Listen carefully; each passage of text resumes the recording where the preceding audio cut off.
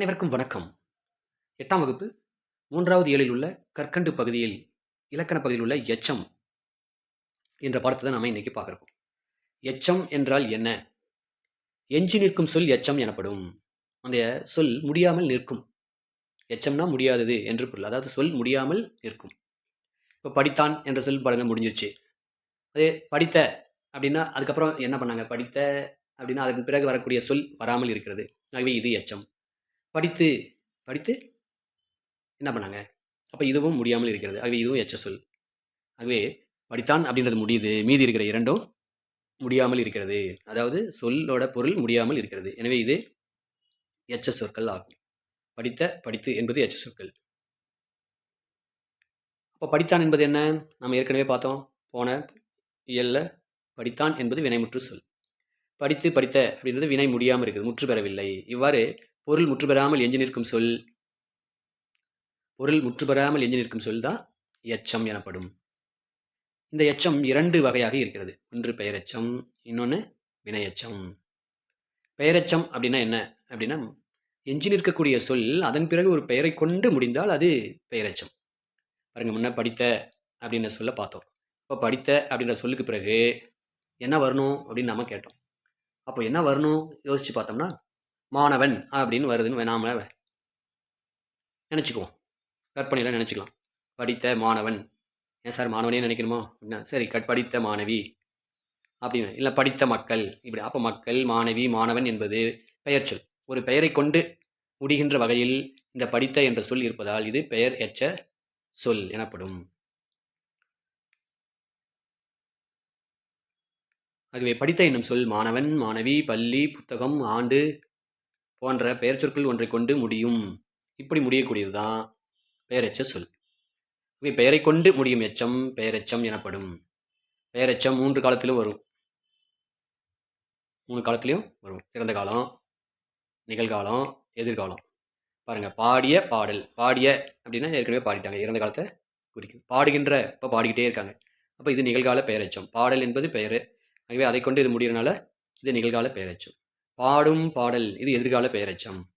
இவ்வாறு பெயரெச்சம் வரும். இந்த பெயரெச்சம் 2 வகையாக இருக்கிறது. ஒன்று தெரிநிலை பெயரெச்சம், இன்னொன்று குறிப்பு பெயரெச்சம் அப்படின்னு 2 வகையாக இது இருக்கிறது. முதல்ல தெரிநிலை பெயரெச்சம் பார்ப்போம். தெரிகிற நிலையில இருக்கும். பாருங்க, எழுதிய கடிதம். இந்த தொடரில் உள்ள எழுதிய அப்படின்ற இந்த சொல் மட்டும் நாம எடுத்துக்கலாம்.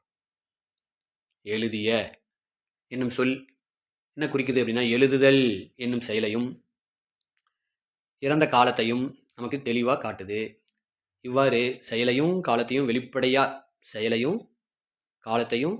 வெளிப்படையா தெரிகிற மாதிரி காட்டுறது தான் தெரிநிலை. தெரிகிற மாதிரி காட்டினா அது தெரிநிலை பெயரெச்சம் எனப்படும்.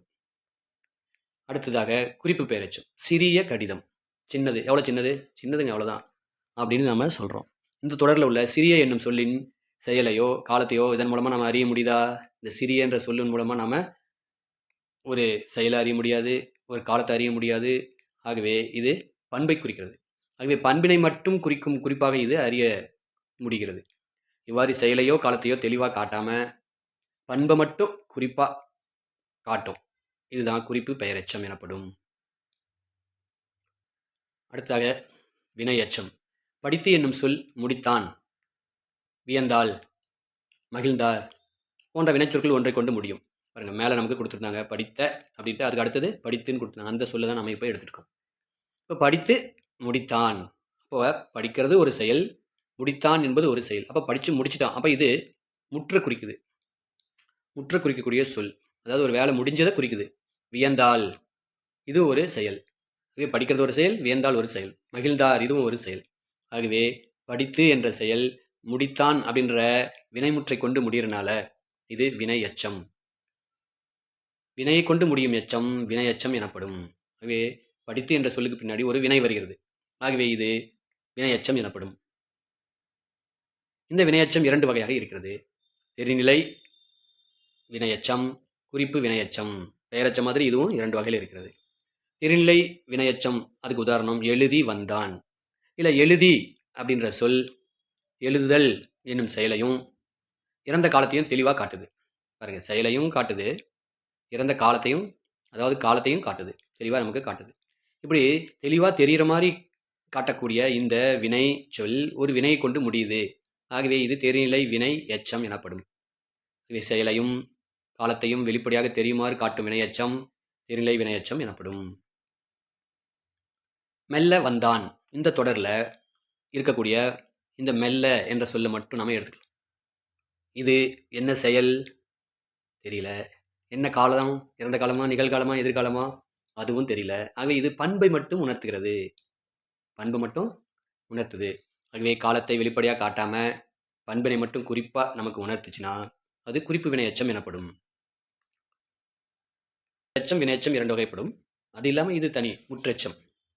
வள்ளி படித்தனல் இல்லை படித்தனல் அப்படின்ற சொல் படித்தால் அப்படின்னு சொல்லோட இது முடிஞ்சிச்சுங்க. இது வந்து வினை முற்று பொருளை தரக்கூடியது. ஆகவே இது வந்து படித்தனல் என்பது இங்கே வினை முற்று. அதே சொல் வள்ளி படித்தனல் மகிழ்ந்தாள் என்ற தொடரில் படித்தனல் அப்படின்ற சொல் படித்து என்ற வினையச்ச பொருளை தருது. படித்து மகிழ்ந்தாள் அப்படின்னு பொருள் தருது. ஆகவே ஒரு வினைமுற்று எச்சப்பொருள் தந்து மற்றொரு வினைமுற்றை கொண்டு முடிவது முற்றெச்சம் எனப்படும். ஒரு வினைமுற்று, அதாவது படித்தனல் அப்படின்ற வினைமுற்று எச்சப்பொருள் தருது, படித்து அப்படின்னு எச்சப்பொருள் தந்து மற்றொரு வினைமுற்றை கொண்டு மகிழ்ந்தாள் அப்படின்ற வினைமுற்றை கொண்டு முடிகிறனால இது முற்றெச்சம் எனப்படும்.